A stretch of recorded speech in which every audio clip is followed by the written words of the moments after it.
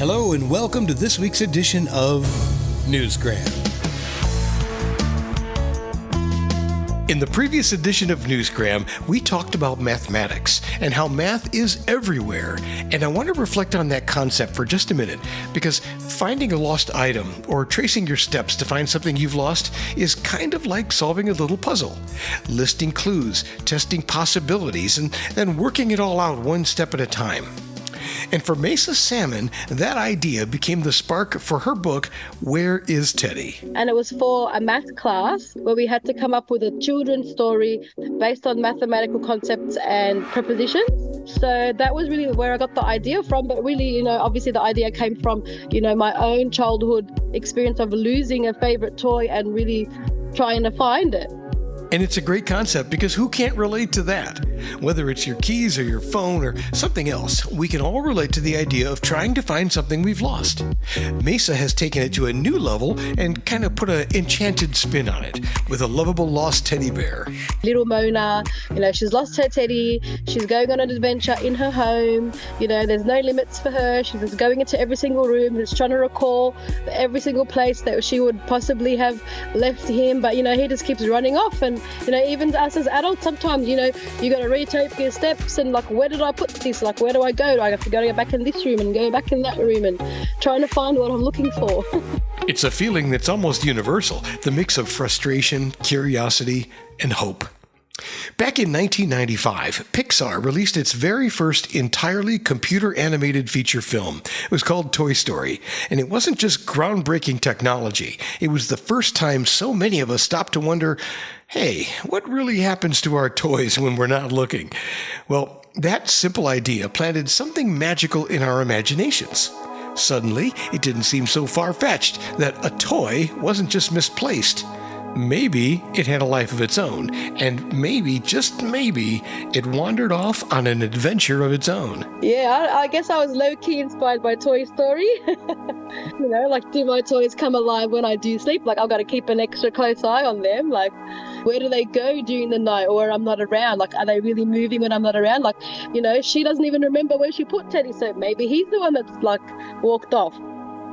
She says what began as a 12th grade math project eventually grew into a children's book incorporating mathematical concepts. Over time, it also became a project that helped her heal.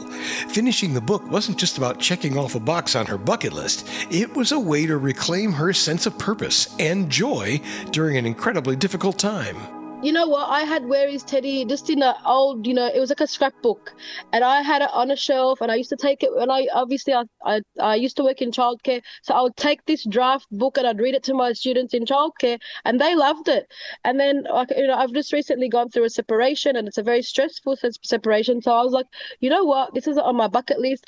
I've always wanted to just see my name on the shelf in the bookshop, I've always had this dream of publishing this book. So I focused my positive energy into creating this book and finally publishing it. And it's just an amazing sense of achievement. And I really want to share this achievement with other people, people that are struggling, single mums or anyone that's going through a difficult time.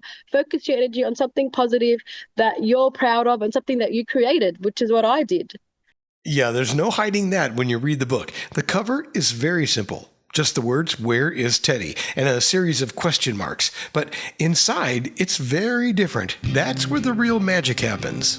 I just hope that it invokes the sense of mystery, adventure, curiosity, the fact that they have that option that they can join along with the sentences and they can join in, for example, if you're reading it individually to a child or with a classroom, if you're a teacher, they can all join in, and then that you've got that all the children joining in unison reading this book, and they're just wanting to know just where is Teddy, where is he hiding.